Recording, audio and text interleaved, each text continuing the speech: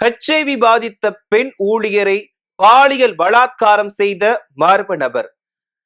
பெண் உறுப்பில் இரும்பு கம்பியை நுழைத்து சித்திரவதை. எங்கு நடந்தது இந்த கொடூர சம்பவம்?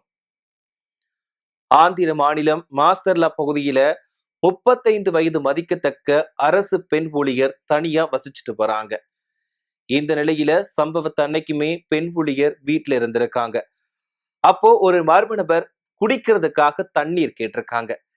உடனடியா குடிக்கதான தண்ணி கேட்கிறாங்க அப்படின்னு கொஞ்சம் கூட யோசிக்காம அந்த பெண்ணுமே குடிக்க தண்ணி கொடுக்கறாங்க. யாருமே இல்ல அப்படிங்கறத தெரிஞ்சுக்கிட்ட அந்த மர்ம நபர் பெண்ணோட வீட்டுக்குள்ள போய் அந்த பெண்ணை கட்டி போட்டு பாலியல் பலாத்காரம் செய்ய முயற்சி பண்ணியிருக்கான். இத சற்றுமே யோசிக்காத அந்த பெண் திக்கு முக்காடி இருக்காங்க. அது மட்டும் இல்லாம தனக்கு HIV பாதிப்பு இருக்கு, தயவு செஞ்சு என்னை விட்டுருங்க அப்படின்னு அந்த மர்ம நபர் கிட்ட கெஞ்சி இருக்காங்க. ஆனா அதை எதையுமே கண்டுக்காத அந்த மர்ம நபர் அந்த பெண்ணை கொடூரமா தாக்கி இருக்கான். அது மட்டும் இல்லாம அந்த பெண்ணை பாலியல் பலாத்காரம் செஞ்சுட்டு அந்த பெண்ணோட பெண் உறுப்புல இரும்பு கம்பியை நுழைச்சி கொடூரமா சித்திரவதை பண்ணியிருக்கான். இதனால ரத்த வெள்ளத்துல துடிதுடிச்ச அந்த பெண் நிலை குலைஞ்சு போயிட்டாங்க. ஒரு கட்டத்துல அந்த பெண்ணோட அலறல் சத்தம் அவங்க வீட்டை சுத்தி இருக்க எல்லாருக்குமே கேட்டிருக்கு. இதனால அங்க இருந்தவங்க எல்லாருமே என்ன ஆச்சோ ஏதாச்சோ அப்படின்னு பரபரப்பா ஓடி வந்திருக்காங்க. அங்க இருக்கவங்க எல்லாருமே வீட்டுக்குள்ள வரதுக்குள்ள அந்த மர்ம நபர் வீட்டை விட்டு தப்பிச்சு ஓடிட்டான். இதுக்கப்புறமா ரத்த வெள்ளத்துல கிடந்த அந்த பெண்ணை மீட்ட அக்கம் பக்கத்தினர் உடனடியா மருத்துவமனையில சிகிச்சைக்காக அனுமதிச்சாங்க. அந்த பெண்ணுக்கு மருத்துவமனையில தீவிர சிகிச்சை கொடுத்துட்டு வராங்க. இதுக்கப்புறமா இது தொடர்பா தகவல் அறிந்து வந்த காவல்துறையினர் விசாரணையை நடத்தினாங்க. அது மட்டும் இல்லாம இந்த சம்பவம் தொடர்பா வழக்கு பதிவு செஞ்சு 4 தடிப்படைகள் அமைச்சு குற்றவாளியை தேடிட்டு போறாங்க. அந்த பகுதியில் இருக்கக்கூடிய CCTV கேமராக்களோட அடிப்படையில எல்லா காட்சிகளையுமே கைப்பற்றி விசாரணையை நடத்திட்டு போறாங்க. சீக்கிரமாவே குற்றவாளியை நாங்க கண்டுபிடிச்சிருவோம் அப்படின்னு காவல்துறையினர் திட்டவட்டமா தெரிவிச்சிருக்காங்க. இப்போ ஆந்திராவிலையுமே பெண்கள் பாதுகாப்பு அப்படிங்கிறது கேள்விக்குறியா இருக்கு அப்படின்னு பொதுமக்கள் ரொம்பவே குற்றச்சாட்டம் முன்வைக்கிறாங்க. தமிழகத்திலையுமே பெண்கள் பாதுகாப்பு அப்படிங்கிறது கேள்விக்குறியாதான் இருந்துட்டு வருது. பெண்கள் தனியா போக கூட முடியல, எந்த நேரத்துல என்ன நடக்குதோ அப்படின்ற ஒரு அச்சமும் பயமும் இருந்துகிட்டு தான் இருக்குது.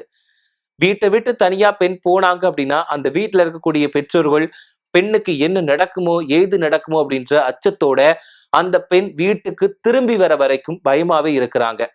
அந்த பெண் வீட்டுக்கு திரும்பி வந்ததுக்கு அப்புறமா தான் அவங்க நிம்மதி பெருமூச்சை விடுறாங்க.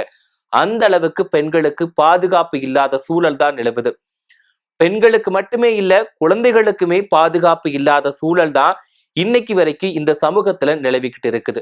நாம வேணா சொல்லலாம் சுதந்திரம் கிடைச்சிடுச்சு அப்படின்னு.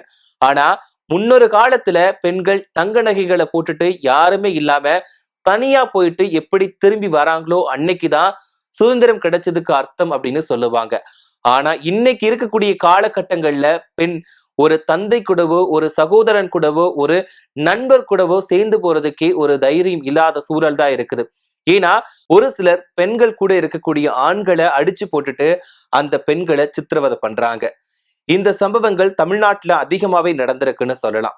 இது மட்டும் இல்லாம பள்ளி கல்லூரியில பயிலக்கூடிய மாணவிகள் கூட இந்த சித்திரவதைகளுக்கு ஆளாக்குறாங்க. இதனால இப்போ தமிழகத்திலையுமே பெண்களுக்கான பாதுகாப்பு அப்படிங்கிறது கேள்விக்குறியாதான் இருக்குது. இதே போல இப்போ ஆந்திராவிலையுமே பெண்களுக்கான பாதுகாப்பு ரொம்பவே கம்மியா இருக்கு அப்படின்ற மாதிரி பொதுமக்கள் குற்றம் சாட்டி இருக்காங்க. என்னதான் காவல்துறையினர் தீவிர நடவடிக்கை மேற்கொண்டாலும் இந்த குற்ற சம்பவங்கள் அப்படிங்கிறது தொடர்ந்து நடந்துகிட்டு தான் இருக்குது. மனுஷனா பார்த்து திருந்தாத வரைக்கும் குற்றங்கள் நடந்துகிட்டு தான் இருக்குமே தவிர இதை யார் மாற்ற போறாங்க அப்படிங்கிறது எல்லாருடைய எதிர்பார்ப்பா இருந்துகிட்டு தான் இருக்குது. என்னதான் ஒவ்வொரு கட்சியினருமே மாறி மாறி குறை சொல்லிக்கிட்டாலும் திருடனா பார்த்து திருந்தலன்னா திருட்டை ஒழிக்க முடியாது அப்படின்னு ஒரு பழமொழி சொல்லுவாங்க. அதே மாதிரி குற்றவாளிகளா பார்த்து திருந்தாத வரைக்கும் குற்றத்தை ஒழிக்கவே முடியாது. இந்த குற்றங்கள் எங்கிருந்து நடக்குது, எதுக்காக நடக்குது, இந்த குற்றத்தை தடுக்கிறதுக்கான நடவடிக்கை என்ன அப்படிங்கிறத கண்டிப்பா காவல்துறையினர் மட்டும் இல்லாம பெரிய பெரிய அதிகாரிகளுமே ஒரு திட்டம் வகுக்கணும் அப்படிங்கிறது தான் எல்லாரோட எதிர்பார்ப்பா இருக்குது. இப்படி குற்றங்கள் செய்யக்கூடிய ஆண்களோட மனநிலை எப்படி இருக்கு அப்படின்றது யாராலையுமே புரிஞ்சுக்க முடியல. குற்றம் செய்யக்கூடிய ஆண்களோட வீட்லயுமே அம்மா, சகோதரி இவங்க எல்லாருமே இருக்கதானே செய்வாங்க.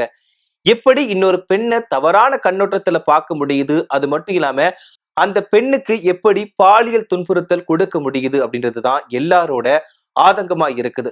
தன்னோட வீட்டுல இருக்கக்கூடிய பெண்கள் மாதிரி மற்ற பெண்களையுமே பார்த்தா இந்த மாதிரி குற்ற சம்பவங்கள் நடக்காது அப்படின்றதுதான் எல்லாரோட ஒரு எதிர்பார்ப்புமா இருக்குது.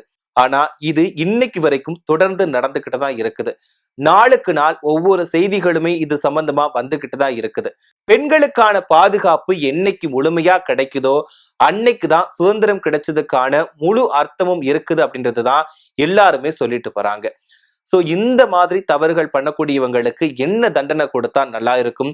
இதுக்கு மேல இதே மாதிரியான தவறுகளை இன்னொரு குற்றவாளி பண்ணக்கூடாது அப்படின்னா எந்த மாதிரியான தண்டனை இதுக்கு தீர்வா இருக்கும் நினைக்கிறீங்க அப்படின்ற உங்களோட கருத்துக்களை மறக்காம கமெண்ட்ல சொல்லுங்க. அது மட்டும் இல்லாம இந்த மாதிரி பண்ணக்கூடியவங்களுக்கு இதுதான்ப்பா சரியான தீர்வா இருக்கும், இது மட்டும்தான் சரியான தண்டனையா இருக்கும்னா அது எந்த தண்டனை அப்படின்றதையும் மறக்காம கமெண்ட்ல சொல்லுங்க.